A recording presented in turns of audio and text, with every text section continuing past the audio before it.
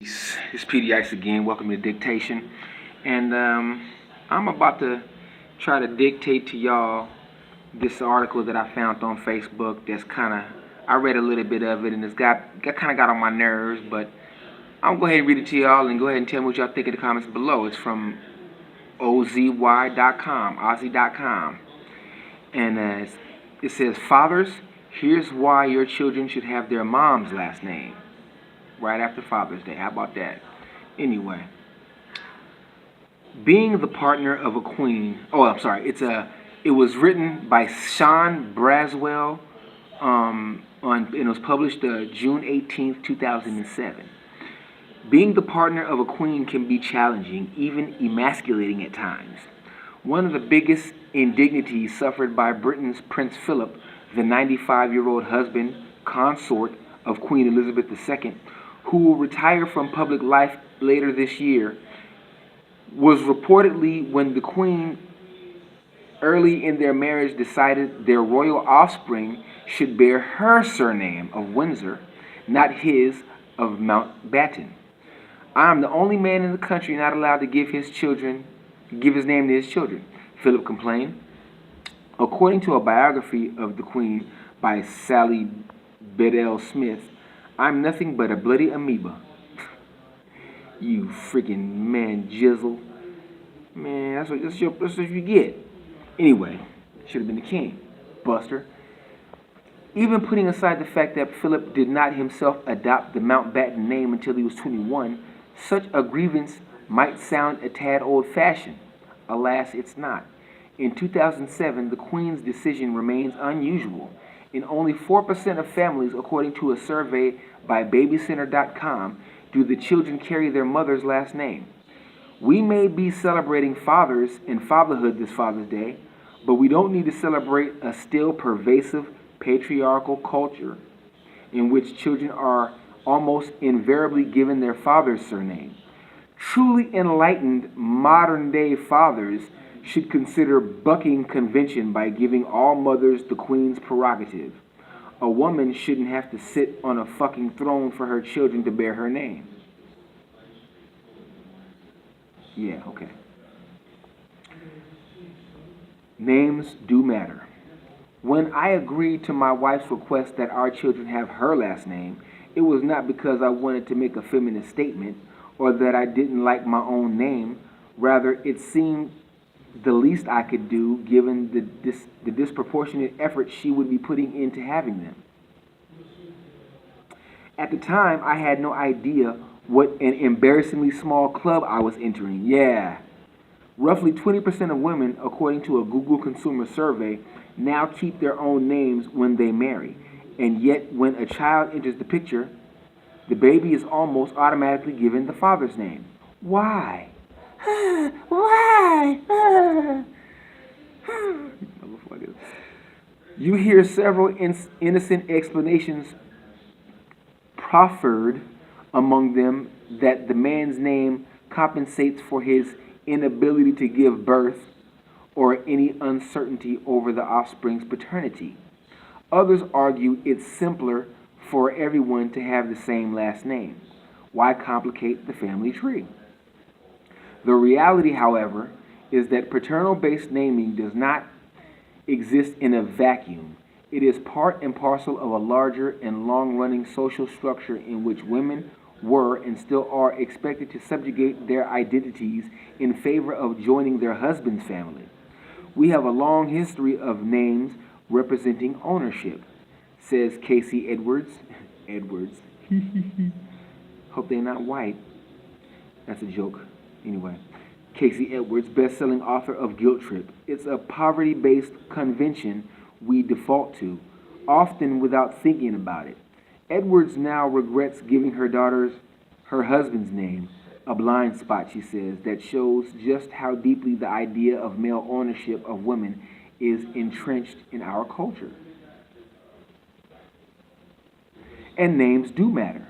Names color the world we see, and they can confer value. What does it say about how much we value women that we allow their names to be systematically erased from our family histories? And while other naming solutions Like hyphenated last names can serve as a handy compromise, they can also be a double-barreled disaster. They're long and clumsy, they lead to administrative headaches, and when two people with such names have children, the result is more of a word salad than a family. Finally, let's face it, mothers do most of the heavy parental lifting during both pregnancy and after. Statistically speaking, mothers are more likely to do the majority of the parenting, and children tend to have a longer, more enduring relationship with their mothers than their fathers, and to live with the mother should the parents split up. Okay. To be sure, giving children the mother's last name is not without its hassles. I have to carry birth certificates to prove I am a child.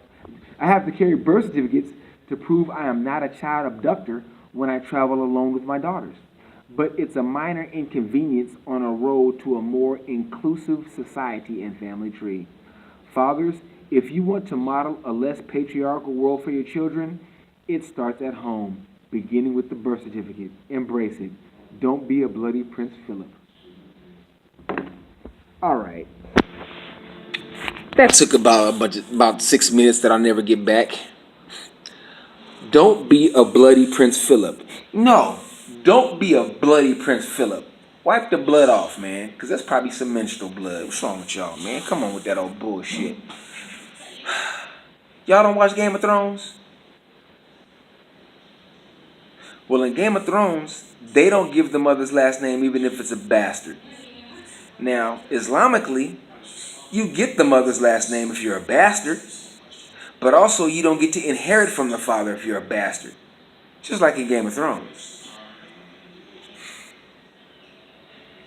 I don't even know where to begin with commentary on this article, man, because it's just, I mean, it's overwhelming. Because first of all, dude, when you marry the queen and you're not a king, you're just the king, you're just the queen's husband.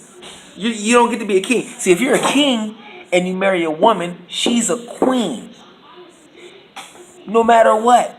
But when you're a queen and you marry a dude who's not going to be a king, he's just your husband. He's not a king.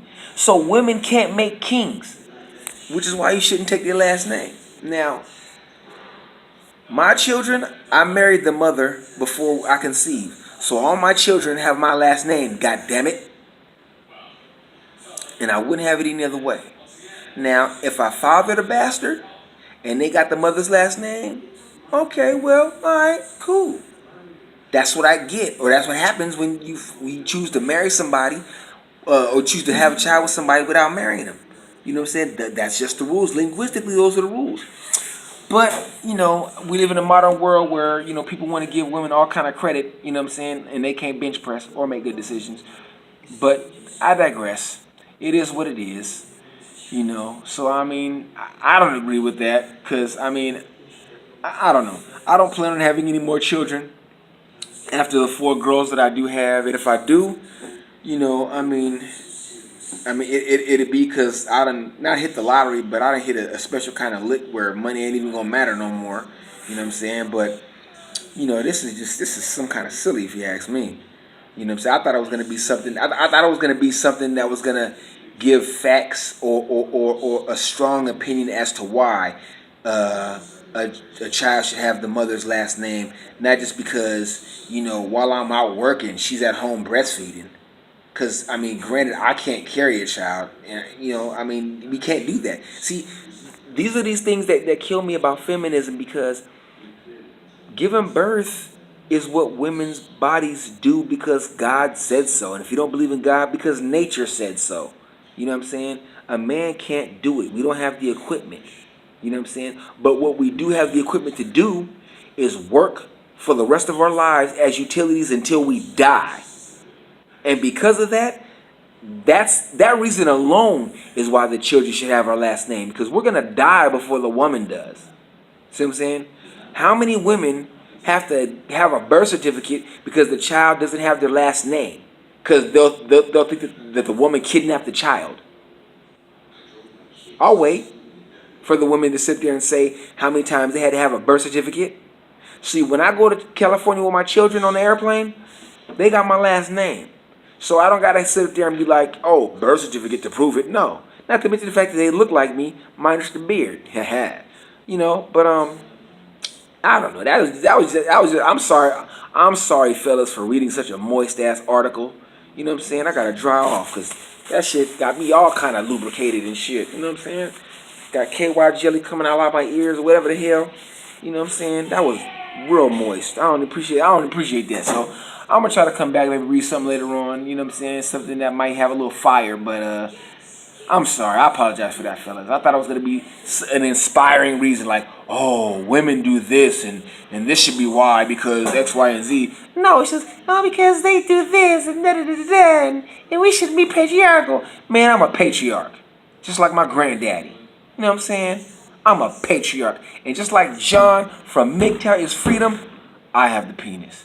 And if you don't like what I got to say, open your mouth and let me know how this dictate. Peace.